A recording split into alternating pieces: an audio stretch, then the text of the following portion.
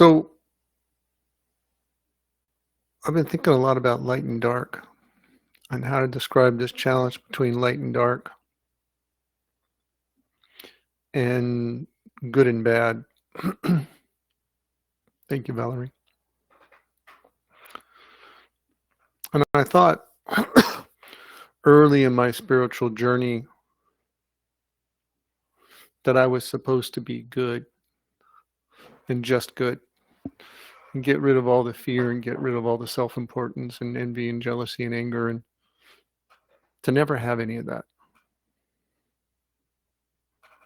And that worked pretty well for a while.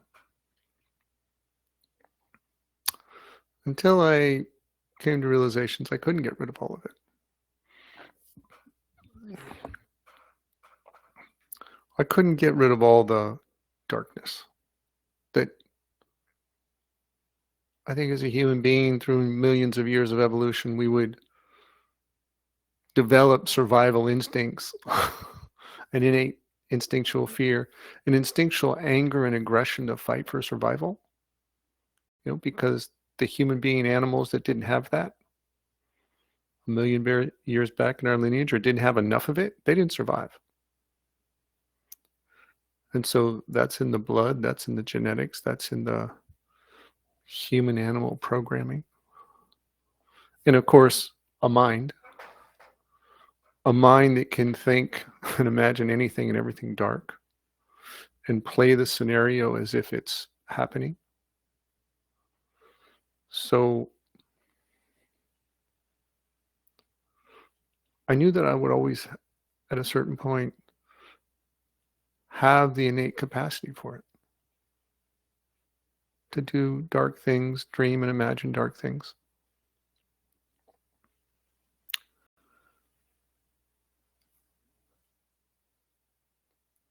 And I was never going to be rid of it.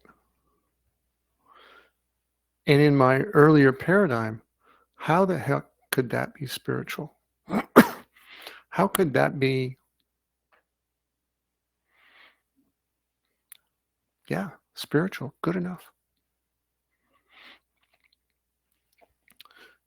And I had to expand my definition of what spiritual was. And instead of dividing things, it's like, well, there's bad things and there's good things, and spiritual is only the good things. It's like, no, there's everything. And everything exists. Life and death, kindness, injustice. It's all spirit, it's all life. And in this creation, we have and will experience the full spectrum of it. And we will have the capacity as creators for the full spectrum of it.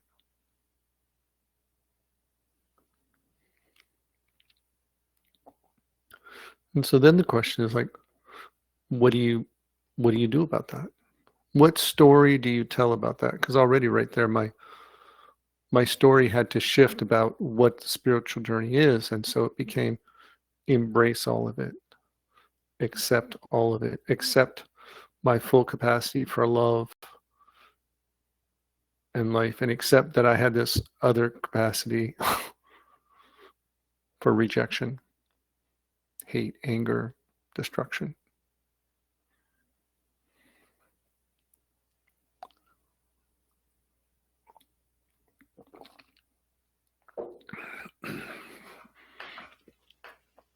And make my peace that I am that also. I am all of that. I have the capacity, all of that. I have the potential for all of that. And then what do I do with this power and the spectrum of expressions I could make? Right? Okay, I accept it. And then what? And accept it, that didn't come easy. I had to wrestle with this old paradigm I didn't even know I had about what good and spiritual was. And it had to completely crash. I had to build a new narrative that fit my new experience and perspective. and acceptance of the totality of I am.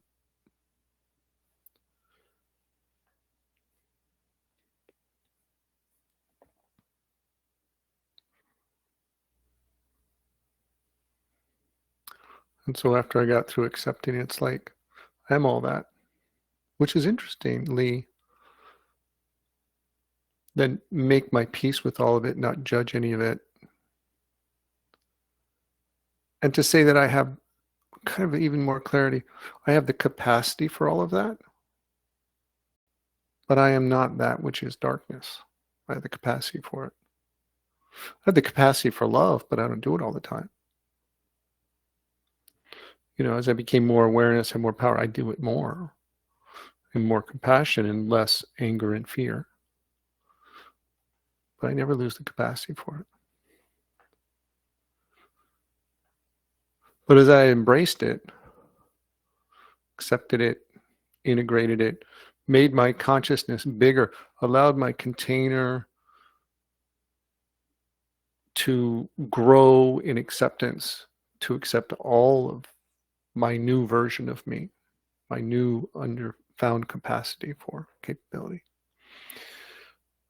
My power grew. My acceptance of myself grew. My peace with myself grew. I was no longer fighting to be good against all these other parts that I didn't want or that I rejected. And so the rejection and the judgment changed. I am that. Will I act on it? Preferably less and less and less. My judgment of other people decreased. I was like, we're all that. We all have the capacity for the full spectrum of expressions. And depending on our evolution of consciousness and how much we clean up our emotional wounds, we will use our expression more in the direction of kindness and love and impeccability than in the direction of rejection and harm.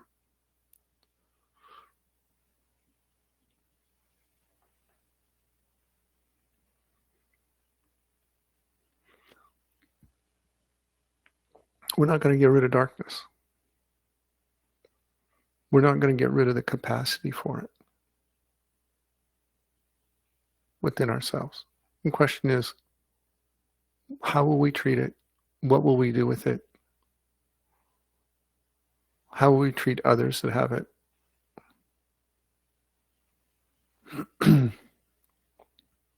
Because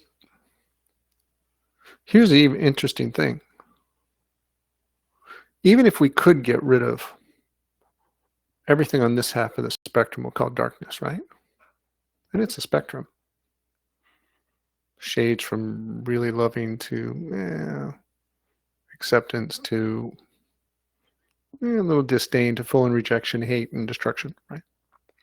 But if we got rid of everything that was like along the hate and destruction and even just the disdain and mild contempt for things and we just got to mild, just got acceptance of everything.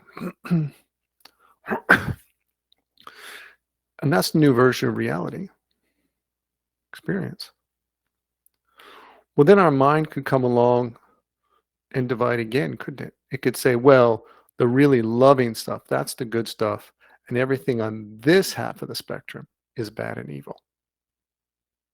Like just being tolerant or mildly accepting was like, by this standard, would be a rejection. And so we'd have to get rid of this half of what was kind and loving. Like we have to get rid of the bottom half of the kind and loving after we got rid of the half that was bad, because now we have a new version of this scale of what's good and what's bad. So we get rid of half and we're only left with the good, but then our mind could label this section right here and say, well, divide it up even thinner and say, well, the bottom half is bad. By our new standard, this is the only part that's good. And it can keep doing that. Applying the words and labels of goodness to higher and higher standard of goodness and what is bad to be more and more scrutiny of. Oh, it's not the best goodness. It's not the best kindness and love and most compassion. Therefore, it's unacceptably bad. We have to get rid of it. So we can play this game of duality in how we label things to no end.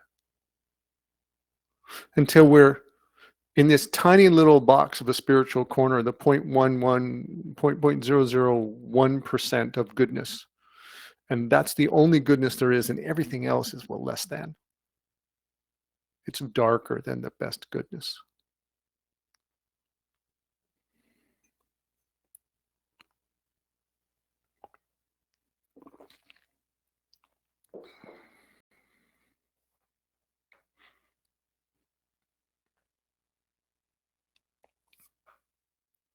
Like even today's darkness. When you get enough awareness, people in their judgments and their anger, they're in their emotional wounds, and they are doing the best they can. If they could do better to be kinder and more loving, they would be. If you could do better with your stories today, you would have. Could you do better tomorrow and next week with some practice? Yeah. But today you're doing your best. And we can have kindness and compassion for the darkness we struggle with.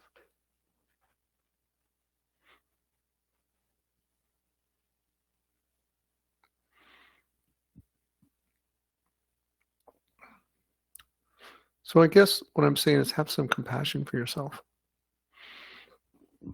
We're designed, built, genetically, biologically conditioned through generations of a million years to have some dark capabilities within us. Rage and anger and fight and destruction.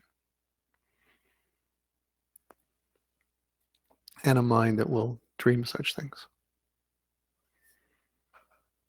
Cleaning it up is going against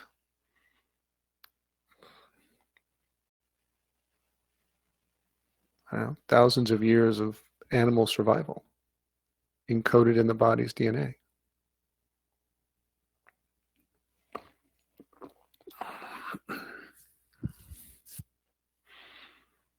Now the mind will say, well, you should all be enlightened by now. It'll give us that standard, but the mind tends to be a liar. It just makes stuff up.